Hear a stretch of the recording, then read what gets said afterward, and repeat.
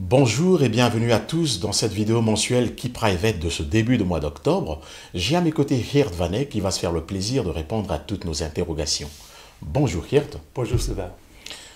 Nous venons de passer des moments très compliqués sur les marchés boursiers et d'ailleurs on observe beaucoup de nervosité et des craintes parmi les investisseurs. Alors Geert, quelle est la réponse du comité d'investissement et quel message souhaitez-vous transmettre à nos investisseurs Key Private?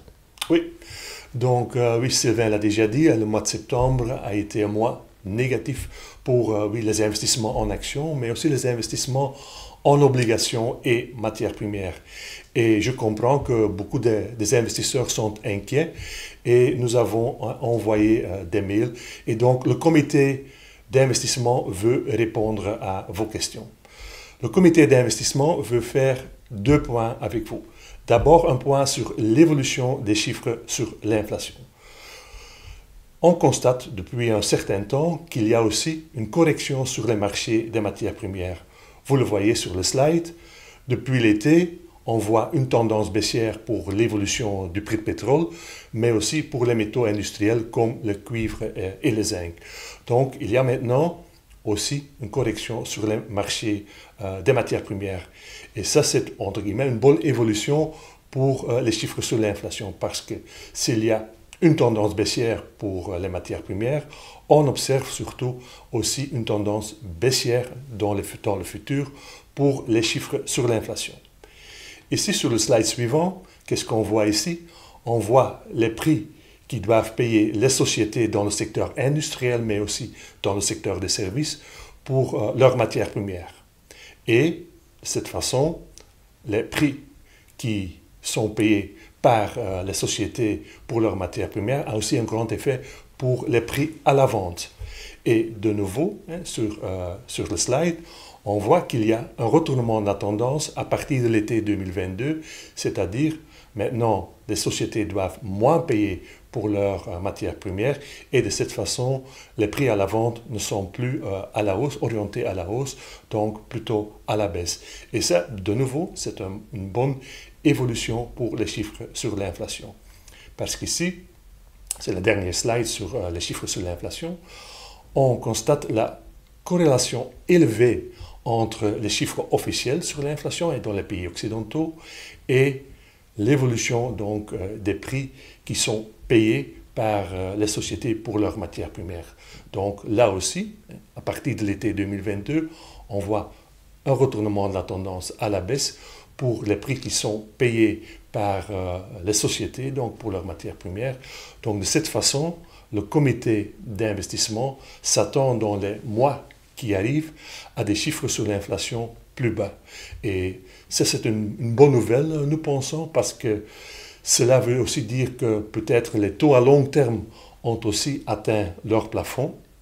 Et de cette façon, quand les chiffres sur l'inflation sont plus bas, les banques centrales ne doivent pas réagir d'une façon très agressive.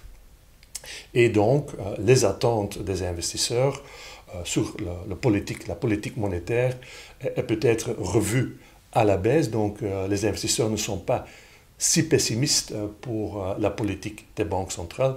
Et de cette façon, il y a peut-être un rebond à attendre sur les marchés des actions, mais aussi pour les obligations. Donc, voilà le point que le comité d'investissement veut faire sur les chiffres sur l'inflation.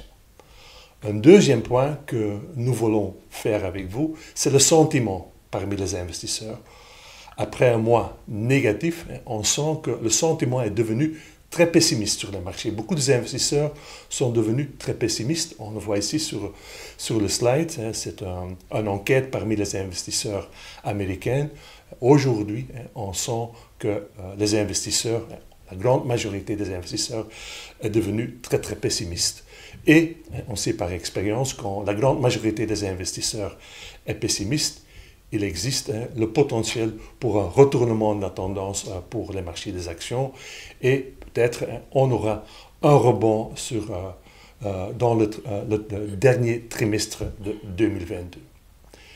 Et le dernier slide que je veux vous montrer, ici, le slide nous donne les corrections de 25% ou plus pour le S&P 500, donc l'indice de référence pour les investissements en actions américaines, depuis les années 50. Jusqu'à aujourd'hui, nous avons eu 9 corrections de 25% ou plus. Et qu'est-ce qu'on constate? 1 et 3 ans plus tard, dans la grande majorité des cas, il y a une performance positive. Donc voilà un argument que le comité d'investissement veut faire avec vous, que maintenant c'est peut-être trop tard pour encore vendre de l'exposition sur les actions. Nous pensons que maintenant c'est plutôt une opportunité pour les investisseurs à renforcer leur position en actions, ou pour les investisseurs qui n'ont pas encore fait un investissement dans un portefeuille diversifié, c'est peut-être maintenant le moment de le faire. Parce qu'on constate que le pessimisme élevé parmi les investisseurs aujourd'hui représente une opportunité pour les investisseurs à long terme, Sylvain. Merci Geert pour toutes ces informations. Nous allons à présent aborder la question relative au rendement. Geert, voudrais-tu donc nous tenir au courant des rendements de nos portefeuilles pour le mois de septembre, mais également de la composition prévue pour ce mois d'octobre? Oui, on l'a déjà dit, le mois de septembre a été négatif, donc des performances négatives pour les investisseurs en actions. Pour les investisseurs en actions européennes, oui, c'était moins 6,20, moins 5,5 pour les investisseurs dans le MSCI World, c'est-à-dire surtout c'est un investissement indirect sur les actions américaines, et les actions des pays émergents, là nous étions à moins 8,40%. En moyenne, nos portefeuilles Key Private ont perdu 4,20% pendant le mois de septembre. Comme je l'ai déjà dit, rien ne change dans les allocations de nos portefeuilles. Donc ici, le profil 3, le profil 5 et le profil 7. Donc rien ne change. Donc le comité d'investissement est d'avis que maintenant, il est trop tard pour encore vendre des expositions sur les actions ou les obligations. Il faut simplement maintenant accepter la volatilité sur le court terme parce que les opportunités à long terme nous semblent très intéressantes. Donc voilà, pour la partie action, on reste avec le MSCI World et le MSCI Europe. On reste investi dans les obligations des pays émergents et aussi dans le prix de l'or. Sylvain. Voilà Geert, nous allons à présent t'inviter à nous faire part des principales décisions à retenir pour ce mois d'octobre, mais également nous informer sur le rendement net de nos portefeuilles Key Private depuis le lancement. Donc d'abord les conclusions. Donc on constate aujourd'hui que le pessimisme est assez élevé parmi les investisseurs. Le sentiment est devenu très négatif. Ça représente des opportunités sur le long terme. Donc voilà.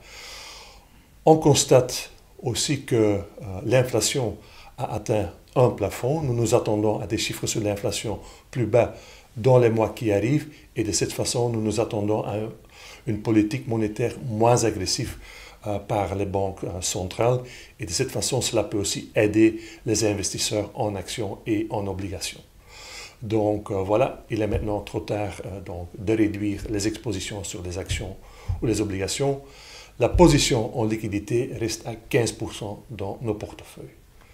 Comme d'habitude, on termine avec un commentaire sur les performances nettes depuis le début de cette année, mais aussi depuis le lancement de Key Private. Donc, d'abord, un commentaire sur les performances 2022. Nous sommes en moyenne moins 10, moins 12 pour nos portefeuilles. Je remarque de nouveau pour les profils dynamiques et très agressifs, donc les portefeuilles surtout orientés vers des actions.